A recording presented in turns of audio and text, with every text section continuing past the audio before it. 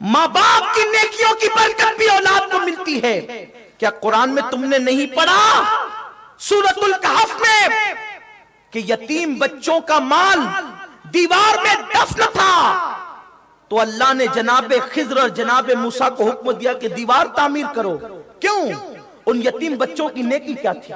کوئی نیکی نہیں تھی ان کی، وہ نیکی کے قابل بھی نہیں تھے، لیکن 11ویں پشتوں میں اوپر ان کا جو دادا تھا وہ بڑا نیک اور متقی تھا، تو 11ویں پشتوں کے دادا کی نیکی کی برکت ان یتیموں کو 11 پشتوں کے بعد یوں ملی کہ اللہ نے ان کی دیوار کو تعمیر کرنے کے لیے، ان کے خزانے کو بچانے کے لیے 2 نبیوں کا انتخاب فرمایا۔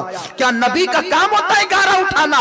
کیا نبی کا کام ہوتا ہے دیوار بنانا؟ لیکن خدا بتا رہا ہے کہ 11ویں پشت کا دادا نیکی کرے تو اس کی نیکی کی برکتیں 11ویں پشت کی اولاد تک کے پہنچتی ہے۔ اللہ اکبر! ماں باپ نیکی کرے اس کی برکت اولاد کو نسلوں کو ملتی ہے، لیکن ماں باپ عیاشی کریں ان گناہوں کی نحوست بھی اولاد کو ملتی ہے۔ لوگ جب پریشان ہوتے ہیں، لوگ جب مصیبت زدہ ہوتے ہیں، کہتے ہیں پتہ نہیں مجھ سے کیا غلطی ہوئی یہ مصیبت آ رہی ہے۔ کبھی تیری غلطیاں اور تیری نہیں تو تیرے باپ دادا کی غلطیاں تیرے لیے مصیبت کا ذریعہ ہوتی ہے۔ آج لوگ اتنی محنت کر رہے ہیں، آج لوگ اتنی مشقت کر رہے ہیں، نہ رات دیکھتے ہیں نہ دن دیکھتے ہیں، نہ صبح دیکھتے ہیں نہ شام دیکھتے ہیں، نہ سردی دیکھتے ہیں نہ گرمی دیکھتے ہیں، نہ بارش دیکھتے ہیں۔ موسم کی پرواہ کیے بغیر، جان کی پرواہ کیے بغیر ہر آدمی مال کما رہا ہے۔ میرے بچوں کا مستقبل سمر جائے، سن لو، بچوں کا مستقبل صرف مال سے نہیں سورے گا۔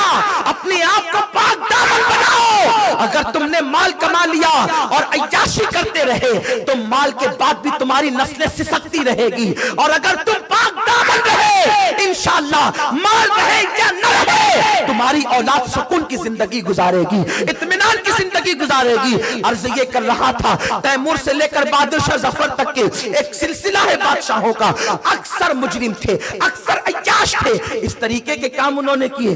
بلکہ کسی کا حال تو یہ تھا 500 لڑکیاں ایک ایک کے حجرے میں پڑی رہتی تھی۔ حالات یہ تھے کہ کسی نے کہا کہ سورج خدا ہے، مغل کلمہ پڑھ کر دولت کی بنیاد پر کسی نے کہا کہ اذان میں میرا نام آتا ہے میں اللہ کا خلیفہ ہوں، تو ماں باپ کا کیا اولاد کی آگے آتا ہے۔